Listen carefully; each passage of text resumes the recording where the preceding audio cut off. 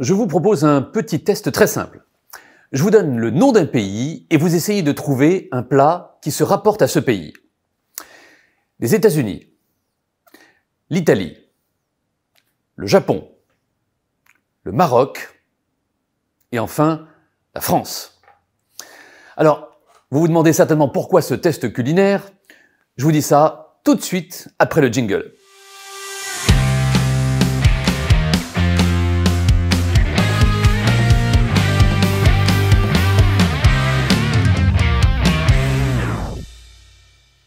La cuisine française est sans conteste la meilleure au monde, la plus variée, la plus savoureuse, la plus raffinée.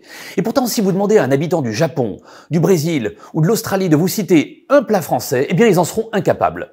Vous-même, vous avez eu du mal à en choisir un pour ce test. En revanche, demandez à ces mêmes personnes de vous citer un plat américain, tous vous diront le hamburger. Pour l'Italie, on vous dira la pizza, les sushis pour le Japon et le couscous pour le Maroc. Alors, pourquoi cette difficulté pour la France? Eh bien parce que la France n'a pas de plat signature. Elle en a plusieurs. Elle a le cassoulet, la bouillabaisse, le bœuf bourguignon, la raclette, la choucroute, la galette bretonne, la blanquette de veau, l'aligot, le poulet basquaise, la quiche lorraine, la tartiflette, la ratatouille, le pot-au-feu, le hachis parmentier, le coq au vin, le steak tartare, le magret de canard, et je peux continuer encore longtemps. Quel lien avec la vente? Eh bien, vous l'aurez sans doute deviné, dans un entretien de vente, gardez-vous de multiplier les arguments si vous voulez vraiment marquer les esprits. Ne dites pas toutes les caractéristiques et tous les bénéfices de vos produits. La mémoire des clients pendant un entretien de vente est très limitée et il faut s'assurer qu'ils retiennent l'argument principal de votre proposition.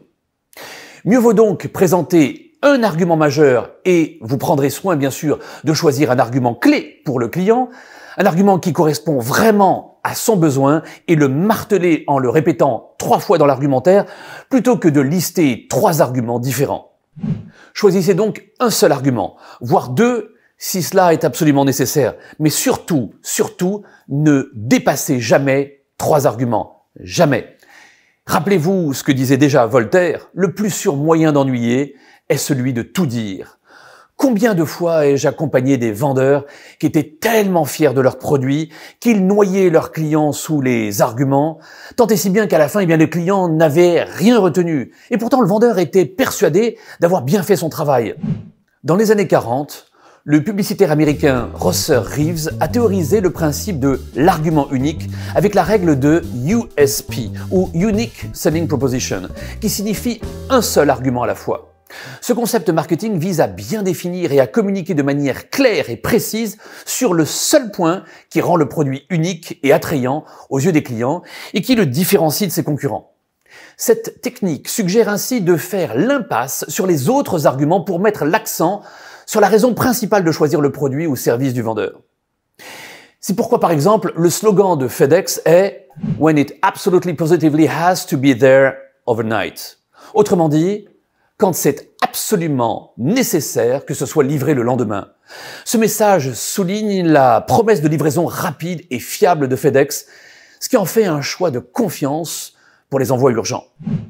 Autre exemple, tout le monde sait que Leclerc, ce leader de la grande distribution, ne communique que sur la promesse de prix bas. Leur slogan, chez Leclerc, vous savez que vous achetez moins cher. Ils ne parlent jamais de choix, ni de qualité, ni de proximité. Leur credo, c'est la défense du pouvoir d'achat du consommateur. Basta. Si vous êtes abonné à cette chaîne, vous avez pu remarquer que toutes mes vidéos ne traitent à chaque fois que d'une seule technique et ne donnent qu'un seul conseil. Je pourrais bien sûr faire des vidéos plus longues qui révéleraient plusieurs techniques, mais je veux être sûr de marquer votre mémoire et c'est pourquoi je ne développe qu'un seul point à chaque fois. Réussir cet exercice est assez facile, mais nécessite un petit peu de travail préparatoire. Vous devez vous poser la question suivante. Si mon client ne devait repartir qu'avec une seule phrase, une seule idée, un seul message concernant mon produit, qu'est-ce que j'aimerais qu'il retienne? Ou mieux, quelle est la chose la plus importante à retenir pour lui? Construisez ensuite tout votre argumentaire autour de cette idée. Et chaque fois que vous développez une nouvelle idée, eh bien celle-ci devra venir appuyer ce message clé.